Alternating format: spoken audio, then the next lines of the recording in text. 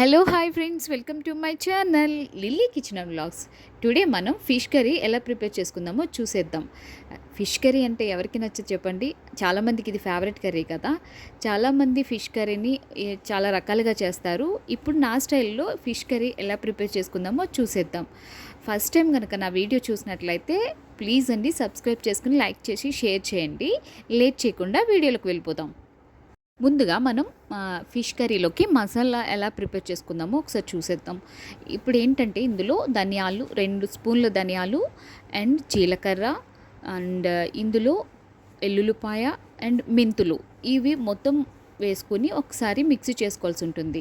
ఇది మసాలా కింద ప్రిపేర్ అయ్యాక పక్కకు తీసుకుని ఇప్పుడు మనం ఏదైతే ఇంగ్రీడియంట్స్ అన్నీ తీసుకున్నామో ఫిష్ కర్రీలోకి కావాల్సినవన్నీ అంటే ఫిష్ మెయిన్ కదా, ఫిష్, కరివేపాకు అండ్ మసాలా, కారం, చింతపండు అండ్ పచ్చిమిర్చి, ఆనియన్ పేస్ట్ ఇవన్నీ ఒకసారి మనం ప్రిపేర్ చేసుకుని స్టవ్ మీద కడాయి పెట్టుకుని ఆయిల్ పోసుకుని ఆయిల్ హీట్ అయ్యాక మనం ఏదైతే ఆనియన్ పేస్ట్ తీసుకున్నామో అది వేసుకుని ఒకసారి మిక్స్ చేసుకోవాల్సి ఉంటుంది.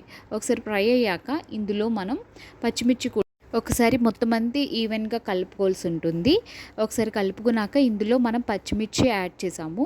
పచ్చిమిర్చి యాడ్ చేసి అండ్ కరివేపాకు కూడా యాడ్ చేసి మొత్తం అన్నీ ఒకసారి కలుపుకోవాల్సి ఉంటుంది. అలాగే ఇందులో నేను పసుపు కూడా యాడ్ చేశానండి. పసుపు అండ్ సాల్ట్ కూడా యాడ్ చేసి మొత్తం అన్నీ ఒకసారి ఈవెన్గా కలుపుకున్నాను అనమాట.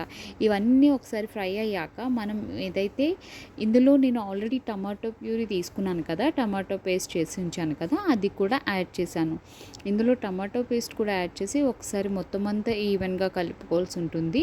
ఒకసారి పచ్చివాసన పోయేంత వరకు కలుపుకొని అలాగే ఇక్కడ నేను ముందుగా మసాలా ప్రిపేర్ చేశాను కదా అది కూడా యాడ్ చేశాను. అంటే ధనియాలు, జీలకర్ర, మెంతులు, ఎల్లుల్లిపాయ పేస్ట్ చేశాను, అది కూడా నేను యాడ్ చేశాను. అలాగే ఇక్కడ అవి కొంచెం ఫ్రై అయ్యాక నేను కారం కూడా యాడ్ చేశానండి. కారం అనేది కొంచెం ఇందులో ఫిష్ కర్రీస్లో కొంచెం ఎక్కువే వేసుకోవాల్సి ఉంటుంది.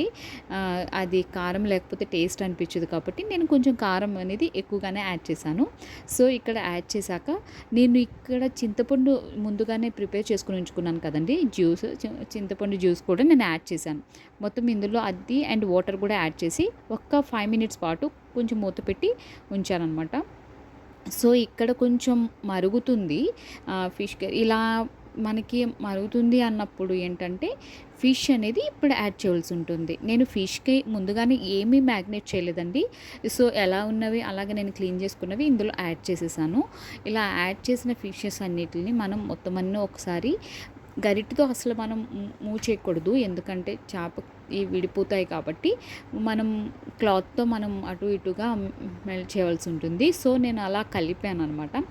సో ఇక్కడ నేను స్టవ్ మీద పెట్టేసి మూత పెట్టి ఒక 10 మినిట్స్ పాటు నేను కుక్ చేశాను. కర్రీ అనేది ఇలా అవుతుంది, ప్రిపేర్ అవుతుంది.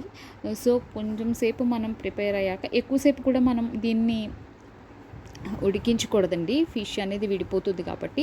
సో ఫైనల్గా నేను ఇక్కడ ఫిష్ మసాలా యాడ్ చేశాను అనమాట. ఒక స్పూన్ ఫిష్ మసాలా యాడ్ చేసి ఇంకొంచెం 5 మినిట్స్ పాటు నేను అలాగే ప్రిపేర్ చేశాను. లాస్ట్లో అయిపోతుంది. ఒకసారి టేస్ట్ చూసుకొని మనం సాల్ట్ సరిపోయిందో లేదో చూసి నేను మిక్స్ చేసుకుని ఒక్కసారి మనం అలాగే క్లాత్తో నేను ఏదైతే వీడియోలో చూపిస్తున్నానో క్లాత్తో అలా మూవ్ చేయవలసి ఉంటుంది. ఫైనల్గా ఫిష్ కర్రీ ప్రిపేర్ అవుతుంది.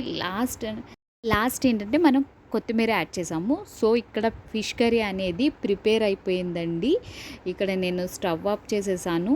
ఒకసారి ఫిష్ కర్రీ ఇలా ప్రిపేర్ అయ్యిందనమాట. మీరు కూడా మీ ఇంట్లో ఫిష్ కర్రీ ప్రిపేర్ చేసుకోవాలంటే నా ఛానల్ చూసి సబ్స్క్రైబ్ చేసి లైక్ చేసి షేర్ చేయండి మీకు నచ్చితే కనుక.